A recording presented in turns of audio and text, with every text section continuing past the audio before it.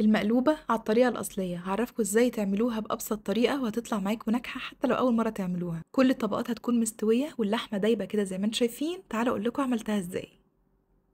علشان نسلق اللحمة هنحتاج نضيف للمية بصل وطماطم وشوية منكهات علشان تدي الطعم الحلو، قرفة خشب وحبهان وقرنفل وفلفل أسود ورق لورا، وشوية القرنفل كمان يكونوا كتير. بعد ما المية غليت حطيت فيها اللحمة وخليتها تستوي، تقريبا خدت من ساعة ونص لساعتين على حسب قطعية اللحمة.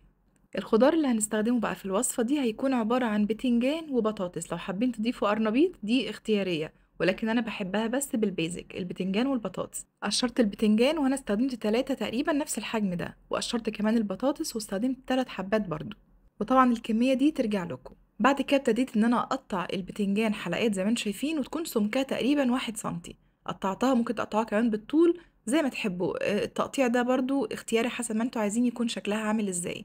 رشيت عليهم شوية ملح علشان يمتص المية اللي فيها وما يشربش زيت اثناء القلي. خليت البتنجان على جنب وابتديت ان انا اقطع كمان البطاطس حلقات وتكون سمكها اقل شوية من البتنجان، علشان بس البطاطس بتاخد تسوية اكتر من البتنجان فنخلي سمكها ارفع شوية. وكمان قطعت شوية من البصل يكونوا كده مكعبات. ابتديت بقى ان انا اقلي. اول حاجة ابتديت بالبطاطس، قليتها في زيت غزير يكون سخن جدا لغاية ما تاخد اللون الذهبي الحلو ده، وخرجتها على مناديل مطبخ. بعد كده ابتديت ان انا اقلي البتنجان، خليته برضو ياخد لون ذهبي فاتح كده وبرضو خرجته على مناديل مطبخ. بعد كده اخر حاجة قليتها كانت البصل. ممكن كمان تقطيعة البصل دي تخلوه جوليان وممكن كمان تستغنوا عنه، لكن بيدي طعم حلو قوي للمقلوبة. قليته لغاية ما خد لون ذهبي فاتح برضو وخرجته خليته على جنب. وكده احنا خلصنا مرحلة القلية تماما، البتنجان والبطاطس والبصل، وكمان اللحمة اتسلقت وخرجتها من الشوربة وصفيت الشوربة وخليتها على جنب. ده رز مصري مغسول ومتصفي ومنقوع نص ساعة، ضفت عليه شوية ملح وفلفل وقرفة. في كل الأحوال الشوربة فيها كل التوابل اللي محتاجينها، لكن برضو الرز ممكن لو بهرناه بشوية توابل بسيطة كده هتفرق كمان في الطعم. ولو عندكم شوية من الحبهان أو القرنفل البودر ضيفوا كمان شوية، دي من التوابل الأساسية في المقلوبة.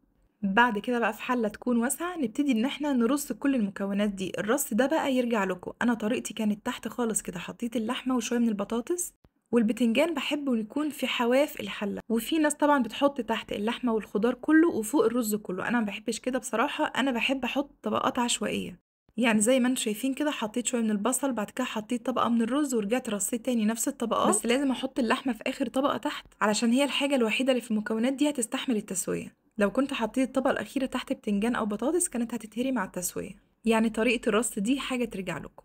بعد كده بقى صبيت عليهم الشوربة، والمعيار هيكون قد الرز. طبعا كل الحلة دي فيها خضار فالخضار اوريدي فيه مية، فمش عايزين نزود الشوربة عشان الحاجة ما تتهريش معانا. مجرد ما هلاقي الشوربة بس وصلت لفوق لحد الرز كده، يعني أنا شفتها خلاص هوقف صب زي ما هو كده واضح في الفيديو. غطيتها وسبتها على نار عالية لغاية لما كل الشوربة دي غليت واختفت من على الوش. بعد كده هديت النار لغاية ما كل الرز ده استوى، وهنا بقى اللحظة الحاسمة وقت ما قلبناها. عايزة اقول لكم ان ريحتها كانت تجنن. كل الطبقات مستوية والتوابل مظبوطة، والطبقة الكريسبي دي كانت خطيرة. متأكدة انكم لو جربتوها بطريقتي هتعجبكم. ما تنسوش لو عجبتكم الوصفة تعملوا لايك وشير وانجوي.